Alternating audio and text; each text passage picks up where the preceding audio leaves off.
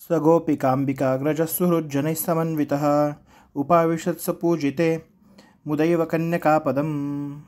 स गोपिकांबिकाग्रजः हे आई गोपिकांबा आणि अग्रज गुरुराजाचार्य यांच्यासह सुहृज्जनैः समन्वितः आपल्या इष्टबांधवांसह तो व्यंकटनाथ मुदैव अत्यंत आनंदाने पूजिते अत्यंत शुभमुहूर्तावरती कन्यकापदम कन्या राहत असलेले अग्रहार कन्येचे गाव या ठिकाणी उपावेशत प्रवेश करणारा झाला.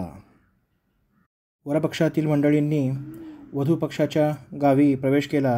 हे नारायणाचार्य सांगतात की आई गोपिकांबा आणि अग्रज मोठा भाऊ गुरुराजाचार्य यांच्यासह व्यंकटनाथाने इतरही इष्टबांधवांसह शुभमुहूर्तावरती अत्यंत आनंदाने कन्येच्या अग्रहारामध्ये विवाहार्थ प्रवेश केला.